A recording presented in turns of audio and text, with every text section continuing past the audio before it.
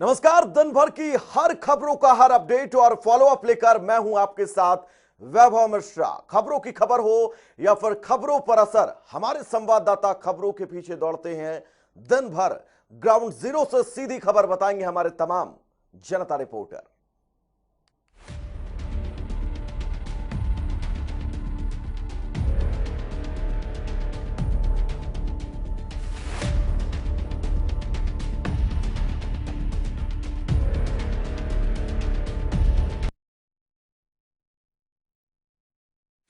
Flying Sikh Milkha Singh पंचतत्व में विलीन हो गए।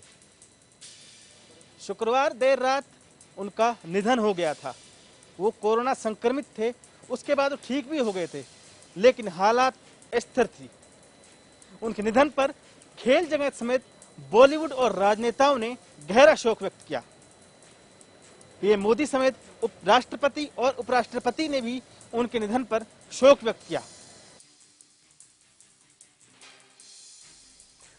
अपनी उपलब्धियों से दुनिया में भारत का नाम रोशन करने वाले एथलीट मिल्खा सिंह पंचतत्व में विलीन हो गए। पूरे राजकीय सम्मान के साथ उन्हें अंतिम विदाई दी गई। अंतिम संस्कार में केंद्रीय खेल मंत्री भी शामिल हुए। इसके अलावा पंजाब के राज्यपाल और चंडीगढ़ के प्रशासक भी मौजूद रहे। मिल्खा सिंह ने 91 साल की उम्र में अपनी अंतिम सांस ली। कोरोना से ठीक होने के बाद भी उनकी तबीयत नाजुक होने लगी थी। इसके बाद उन्हें चंडीगढ़ के पीजीआई अस्पताल भर्ती कराया गया, जहां उन्होंने शुक्रवार रात अंतिम सांस ली। तो पैरों से आकाश छूने वाले मिल्खा सिंह अब पंचतत्व में विलीन हो चुके हैं। देर रात उन्होंने अंतिम सांस ली। आपको बता दें, कोरोना से रिकवर होने के बाद मिल्खा सिंह की स्थितियां और ज्यादा खराब होने लगी, जिसके बाद उन्हें चंडीगढ़ पीजीआई पहुंचाया गया और वहां पर कल रात उन्होंने अंतिम सांस ली। यानी कि अब मिल्खा सिंह हम सब के बीच नहीं है।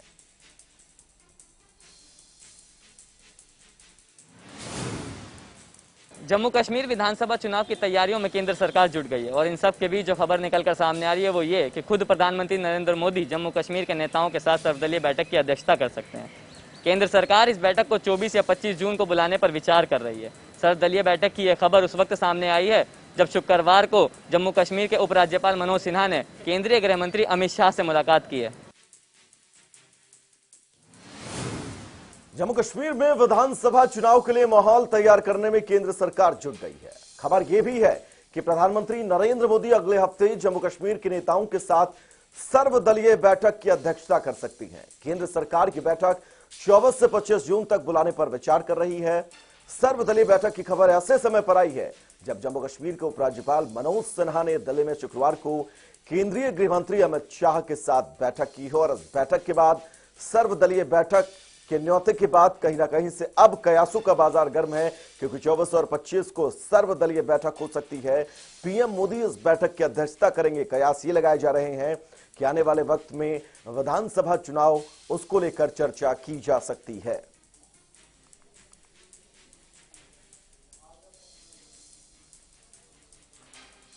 तो पीएम मोदी इस सर्वदलीय बैठक की अध्यक्षता करेंगे। आपको बता दें, जम्मू कश्मीर में दरअसल विधानसभा चुनाव होने हैं कि तारीखों का ऐलान कब विधानसभा चुनाव होंगे, क्योंकि जब से यूनियन टेरिटरी बनाया गया जम्मू कश्मीर और लद्दाख को, उसके बाद से कयास ये लगाए जा रहे थे कि आखिर कब विधानसभा चुनाव जम्मू कश्मीर और में होंगे। अब कहीं ना कहीं से कहा यह जा सकता है कि इस बैठक के बाद यह साफ हो सकता है कि आखिर आने वाली किस तारीख को, आने वाले किस समय विधानसभा चुनाव जम्मू कश्मीर में होंगे। इससे ठीक पहले उपराज्यपाल मनोज सिन्हा ने मुलाकात की गृह मंत्री अमित शाह से और इस मुलाकात के दौरान अजीत डोभाल भी मौजूद रहे। यानी कि यह साफ तौर पर कहा जा सकता है कि सुरक्षा व्यवस्था को लेकर भी जम्मू कश्मीर की जायजा लिया गया कि वहां पर हालात वर्तमान क्या हैं, स्थितियां कैसी हैं, अगर चुनाव कराए जाते हैं तो क्या फिर किसी तरह की परेशानी तो नहीं होगी। और उसके ठीक बाद खबर यह आती है कि जम्मू कश्मीर में चुनाव को लेकर 24 और 23 तारीख को सर्वदलीय बैठक हो सकती है। प्रधानमंत्री इस बैठक की अध्यक्षता कर सकते हैं। माफ कीजिएगा, 24 और 25 जून को यह बैठक हो सकती है। उत्तर प्रदेश में विधानसभा के चुनाव अगली साल होने हैं, जिसे लेकर भारतीय जनता पार्टी ने अभी से कमर कसनी शुरू कर दी है। वहीं भारतीय जनता पार्टी के राष्ट्रीय संगठन महामंत्री बीएल संतोष अब एक बार फिर से उत्तर प्रदेश का दौरा करने वाले हैं, जिसमें तमाम मुद्दों पर और खास तौर पर चुनाव के मुद्दों पर चर्चा की जाएगी। हालांकि इससे पहले भी बीएल संतोष उत्तर प्रदेश का दौरा कर चुके थे, जिसके बाद कयास ये लगाए जा रहे थे कि उत्तर प्रदेश में मंत्रिमंडल का विस्तार किया जा सकता है, कोई बड़ा फेरबदल हो सकता है, इसके अलावा बड़े चेहरे को भी उत्तर प्रदेश की राजनीति में जगह मिल सकती है। लेकिन इन तमाम कयासों पर एक बार फुल स्टॉप लग गया। लेकिन अब एक बार फिर से 2 दिवसीय दौरा बीएल संतोष का उत्तर प्रदेश में होना है, जिसे लेकर इन तमाम बातों ने फिर से तूल पकड़ना शुरू कर दिया कि क्या उत्तर प्रदेश की राजनीति में एक बड़ा फेरबदल किया जा सकता है, क्या एक बड़े मंत्री को, बड़े चेहरे को उत्तर प्रदेश में जगह मिल सकती है। देखना यह है कि उत्तर प्रदेश में जारी ये सियासी सरगर्मियां कहां पर जाकर खत्म होती हैं। तो उत्तर प्रदेश में अगले साल यानी कि 2022 में होने वाले विधानसभा चुनाव को लेकर बीजेपी ने तैयारियां शुरू कर दी हैं, जिसे लेकर बीजेपी के राष्ट्रीय संगठन महामंत्री बीएल संतोष एक बार फिर यूपी के दौरे पर आ रहे हैं। आपको बता दें कि बीएल संतोष 21 और 22 जून को 2 दिन के दौरे पर लखनऊ में रहेंगे। इस दौरान वो पार्टी के पदाधिकारियों और मंत्रियों से मुलाकात करके यूपी में चुनाव की तैयारियों पर चर्चा करेंगे। हालांकि इसके पहले भी बीएल संतोष यूपी का दौरा कर चुके हैं। दोबारा से यूपी का दौरा बीएल संतोष का ये कहा जा सकता है कि जो उन्होंने पहले दौरे के दौरान होमवर्क दिया था, क्योंकि इससे कुछ ही दिन पहले बीएल संतोष ने उत्तर प्रदेश का दौरा किया था और उन्होंने प्रदेश के तमाम मंत्रियों से अकेले में फीडबैक लिया था और इस दौरान सीएम योगी आदित्यनाथ भी मौजूद नहीं थे। कयासों का बाजार गर्म था कि आखिर सीएम योगी आदित्यनाथ इस बैठक में क्यों मौजूद नहीं थे। उसके ठीक कुछ दिनों बाद सीएम योगी आदित्यनाथ दिल्ली का दौरा करते हैं, आलाकमान से मुलाकात करते हैं। कयासों का बाजार तब खत्म होता है जब उत्तर प्रदेश के अंदर कोई बहुत बड़ा फेरबदल जिसकी उम्मीद लगाई जा रही थी वो नहीं होता है। लेकिन आज अरविंद शर्मा को उत्तर प्रदेश में उपाध्यक्ष पद की जिम्मेदारी संगठन में सौंप दी गई है। आने वाली स्थितियां क्या कुछ होंगी इसका इंतजार करना होगा, लेकिन बीएल संतोष का यह दौरा बहुत अहम है, 2 दिवसीय दौरा। इस दौरान वो किससे मुलाकात करेंगे, क्योंकि संगठन विस्तार हो चुका है। अब आगे की रणनीति भारतीय जनता पार्टी की क्या कुछ होगी, ये देखना बहुत ज्यादा दिलचस्प होगा।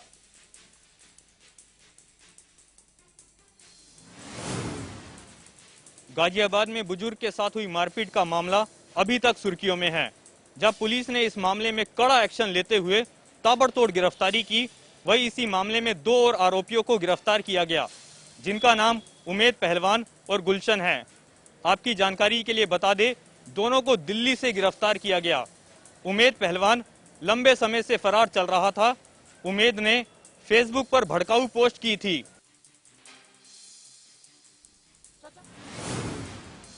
यूपी के गाजियाबाद के लोनी में बुजुर्ग के साथ हुई मारपीट मामले में पुलिस ने मुख्य आरोपी उमेद पहलवान और गुलशन नाम के एक शख्स को गिरफ्तार कर लिया है। दोनों को दिल्ली के लोकनायक जयप्रकाश अस्पताल के पास से गिरफ्तार किया गया। आपको बता दें कि गाजियाबाद में बुजुर्ग के साथ हुई मारपीट मामले में सपा नेता उमेद पहलवान पर सोशल मीडिया पर भड़काऊ पोस्ट डालने का आरोप है और उमेद पिछले कई दिनों से फरार था। आपको बता दें कि फिलहाल इस मामले में पुलिस 11 आरोपियों को गिरफ्तार कर चुकी है।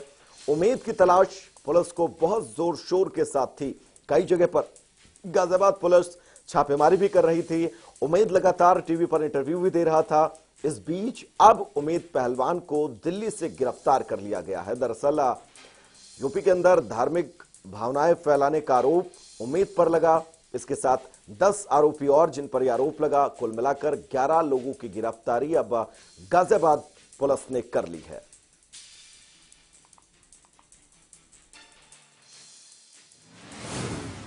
कोरोना वायरस की दूसरी लहर अब देश में कम हो रही है। हर दिन देश में कोरोना के केस घट रहे हैं, तो वहीं तीसरी लहर को लेकर सरकार और सभी राज्य सरकार पूरी तरह से अलर्ट है।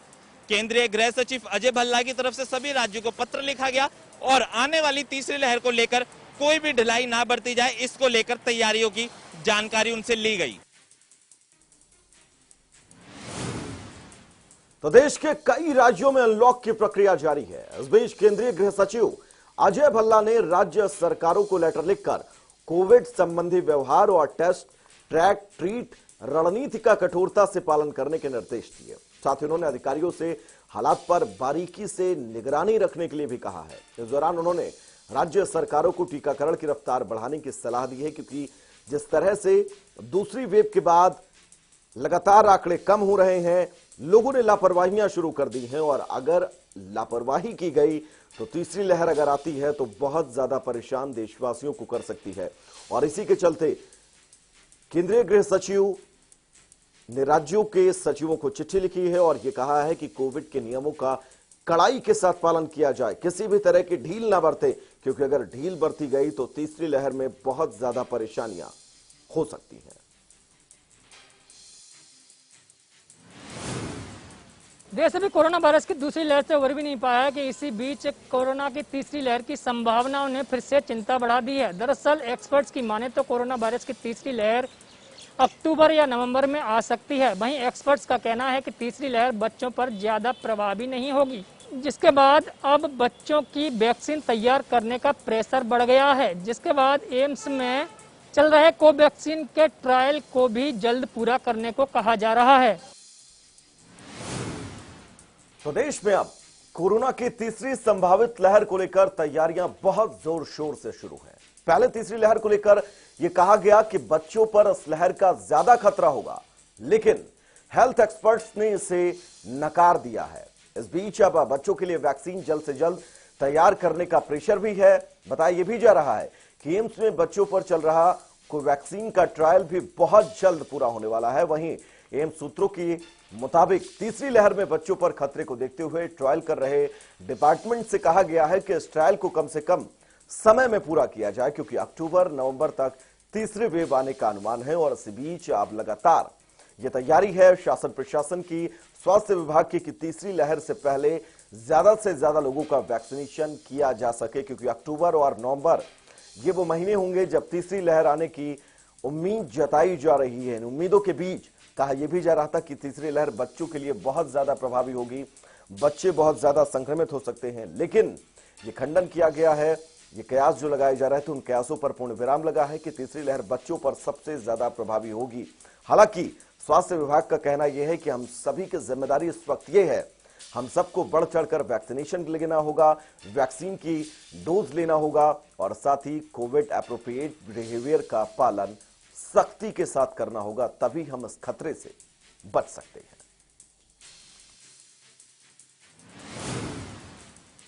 कोरोना आए दिन अपना रंग बदल रहा है। दरअसल कोरोना की पहली और दूसरी लहर ने पूरे देश भर में तबाही मचाई। वहीं आपको बता दें, कोरोना का डेल्टा वेरिएंट जो कि पूरे भारत में और पूरे देश में काफी तेजी से फैलता जा रहा है। साथ ही आपको ये भी बता दें, डेल्टा वेरिएंट सबसे पहले भारत में पाया गया था। तो कोरोना आए दिन अपना रूप बदल रहा है। कोरोना की पहली लहर के बाद दूसरी लहर ने जिस तरह दुनिया में तबाही मचाई, आपको बता दें कि कोरोना का डेल्टा वेरिएंट पूरी दुनिया भर में तेजी से फैल रहा है। आपको बता दें कि डेल्टा वेरिएंट भारत में सबसे पहले पाया गया, तो वहीं delta variant Bharat, Britain, Germany और कई राज्यों में तेजी से फैल रहा है।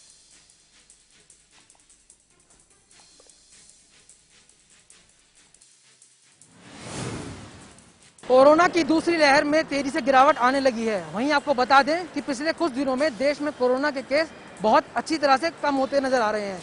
वहीं टीकाकरण बहुत तेजी से बढ़ रहा है। पिछले 6 महीनों के आंकड़े के मुताबिक अभी तक 27 करोड़ लोगों को वैक्सीन लग चुकी है और वहीं वैक्सीन के नतीजे काफी अच्छे नजर आए। भारत में कोरोना वायरस के खिलाफ टीकाकरण अभियान शुरू हुए 6 महीने हुए हैं। अब तक देश भर में 27 करोड़ लोगों को लगभग वैक्सीन लगाई जा चुकी है। इनमें से 5 करोड़ लोग ऐसे हैं जिनको कोरोना के दोनों टीके लग चुके हैं। इस बीच वैक्सीन के असर को लेकर जो शुरुआती नतीजे आ रहे हैं वो बहुत ज्यादा अच्छे हैं। भारत में कोरोना टास्क फोर्स के प्रमुख डॉक्टर वीके पॉल का कहना है कि दूसरी लहर के दौरान वैक्सीन लेने वाले हेल्थ वर्कर्स पर वायरस का काफी कम असर दिखा है और इसके चलते लगातार लोगों को जागरूक किया जा रहा है कि बढ़ चढ़कर आप वैक्सीन ले, क्योंकि 6 महीने के अंदर देश भर में तकरीबन 27 करोड़ लोगों को वैक्सीनेट किया जा चुका है।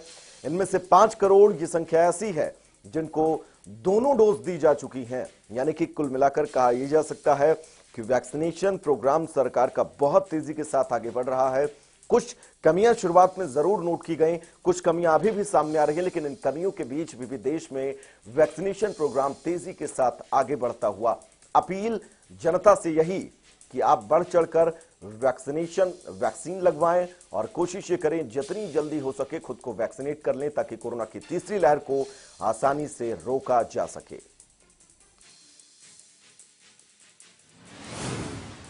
उत्तराखंड में कुंभ के दौरान कोरोना रिपोर्ट का फर्जीवाड़ा पकड़ा गया है।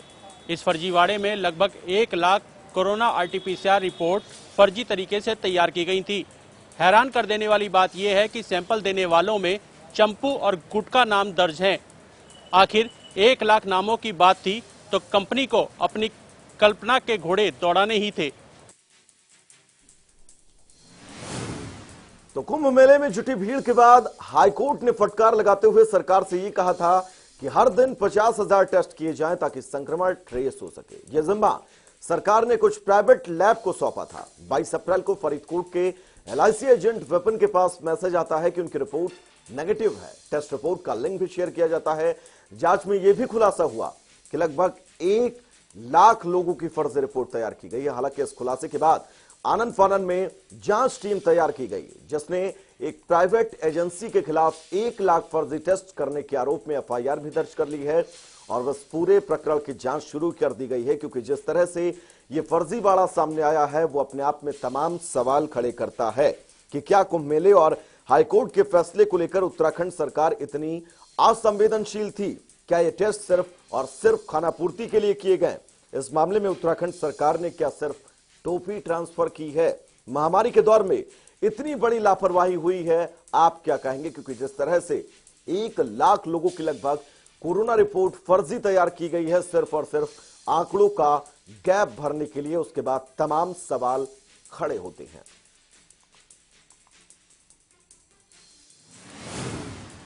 पिछली सरकारों में स्विस बैंक की खबरें आपने खूब सुनी होगी, लेकिन स्विस बैंक एक बार फिर से खबरों में बना हुआ है। दरअसल शनिवार को स्विस बैंक के खबरों के मुताबिक भारतीय नागरिकों का फंड 20,000 करोड़ से ज्यादा हो गया है। हालांकि केंद्र सरकार की तरफ से इसे सिरे से नकारा जा रहा है। तो पिछली सरकारों में स्विस बैंक का जिक्र आपने बहुत ज्यादा सुना होगा, लेकिन एक बार फिर से स्विस बैंक खबरों में आ गया है। दरअसल शनिवार को स्विस बैंक की तरफ से जारी की गई एक रिपोर्ट के मुताबिक स्विस बैंक में भारतीय नागरिकों का फंड 20,000 करोड़ से ज्यादा हो गया है। हालांकि केंद्र सरकार ने इस तरह के सभी खबरों का खंडन किया है और कहा है कि स्विट्जरलैंड के अधिकारियों ने सभी खबरों के सत्यता होने से साफ इनकार कर दिया है, लेकिन स्विस बैंक और स्विस बैंक के अंदर भारतीयों का पैसा तमाम सवाल खड़े करता है। देश में संक्रमण के मामले कम होते ही मानसून सत्र की तैयारियां शुरू हो गई है। खुद लोकसभा अध्यक्ष ओम बिरला ने जुलाई से अगस्त के बीच मानसून सत्र बुलाने की बात कही है। इस बार के मानसून सत्र में सभी सांसदों का कोरोना टीकाकरण अनिवार्य किया गया है। आपको बता दें कि अब तक 445 सांसदों ने कोरोना का टीका ले लिया है, तो वहीं ओम बिरला ने बाकी बचे सांसदों को भी कोरोना का टीका लेने की अपील की है। देश में संक्रमण की दर कम होते ही सदन में मानसून सत्र की तैयारियां शुरू हो गई हैं। लोकसभा अध्यक्ष ओम बिरला ने जुलाई अगस्त के बीच मानसून सेशन बुलाने की बात कही है। सेशन में शामिल होने वाले सभी सांसदों को पहले कोरोना का टीका लगवाना होगा। अब तक 445 सांसदों ने कोरोना का टीका लिया है। वहीं ओम बिरला ने बाकी सांसदों से भी टीका लेने की अपील की है। आगामी दिनों में 3 उपचुनाव को लेकर हिमाचल में राजनीतिक सरगर्मियां तेज हो गई हैं। बीजेपी के बाद कांग्रेस ने भी अपने नेताओं की तैनाती तीनों उपचुनाव में कर दी है। मंडी संसदीय सीट के उपचुनाव को लेकर पार्टी ने सह प्रभारी संजय दत्त और गुरकीरत सिंह कोटली की अगुवाई में मुकेश अग्निहोत्री के साथ आशा कुमारी, सुखविंदर सिंह सुक्खू और गंगूराम मुसाफिर को तैनाती दी है। कांग्रेस पार्टी ने जुब्बल कोटखाई के उपचुनाव के लिए भी संजय दत्त की अगुवाई में रामलाल ठाकुर, कर्नल धनीराम शांडिल, हर्ष महाजन और हर्षवर्धन चौहान को जिम्मा सौंपा है। वहीं फतेहपुर विधानसभा के उपचुनाव के लिए भी गुरकीरत सिंह कोटली की अगुवाई में GS बाली, चंद्र कुमार, राजेंद्र राणा की टीम को तैनात किया गया है। वहीं पार्टी के महासचिव रजनीश किमटा सभी कमेटियों के साथ समन्वय का काम देखेंगे। पार्टी के हिमाचल प्रभारी राजीव शुक्ला ने इसके लिए अपने निर्देश जारी कर दिए हैं। जिला सोलन के अर्की उपमंडल में कई ऐसे स्थान हैं जिनकी ओर अगर सरकार ध्यान दे तो आने वाले समय में यहां पर पर्यटन को बढ़ावा मिल सकता है।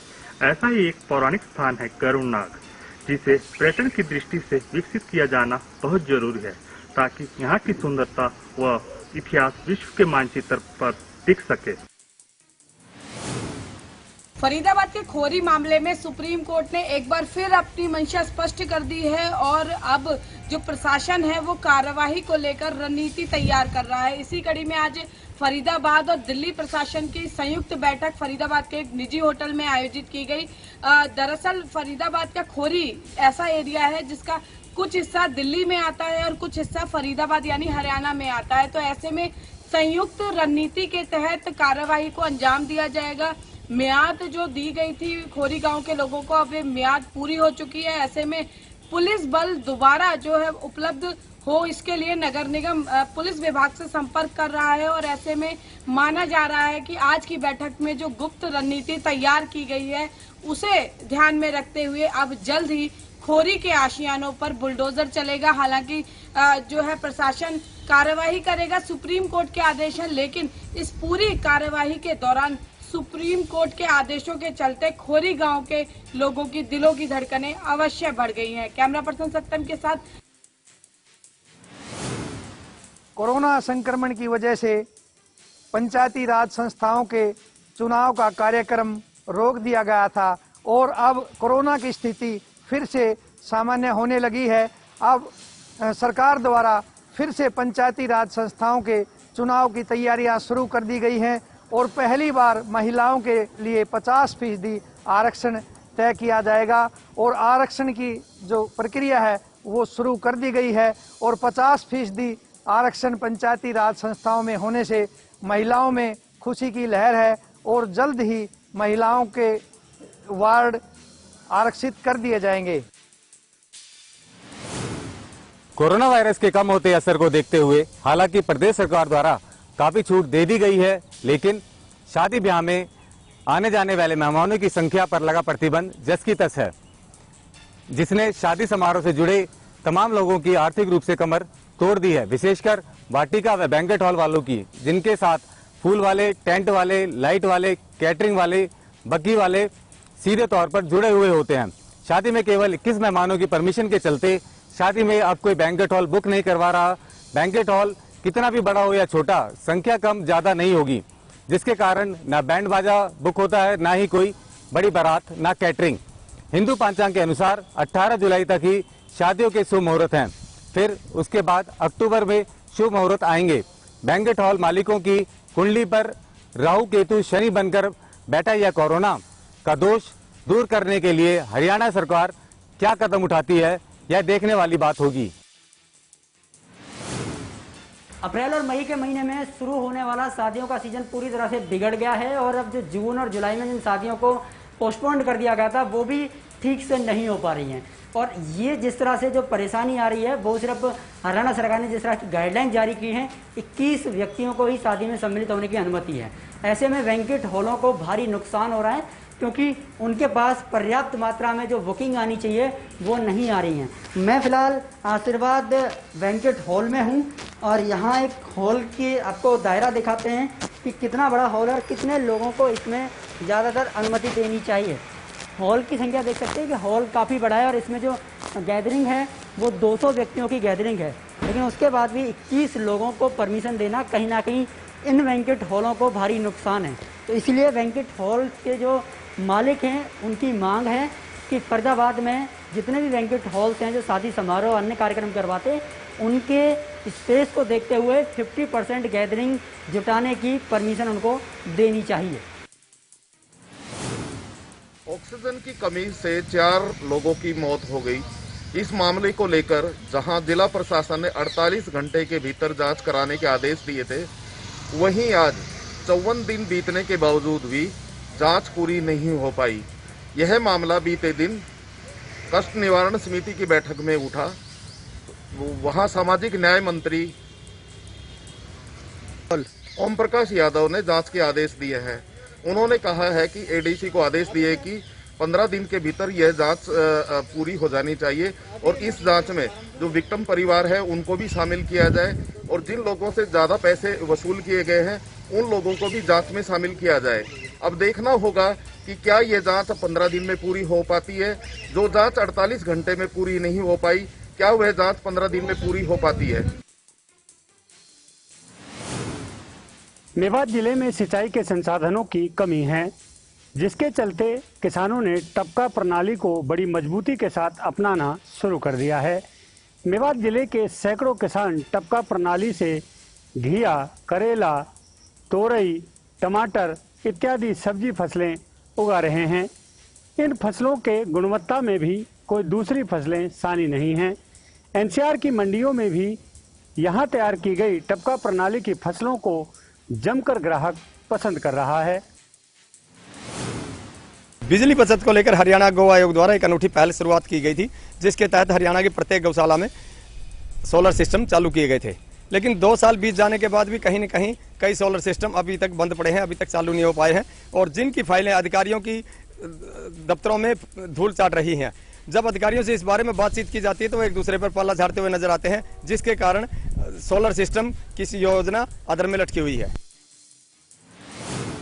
तो जनता रिपोर्टर में फिलहाल के लिए इतना ही। रुकेंगे बहुत छोटे से ब्रेक के लिए, कहीं जाइएगा नहीं। जनता टीवी पर खबरों का सफर लगातार जारी रहेगा।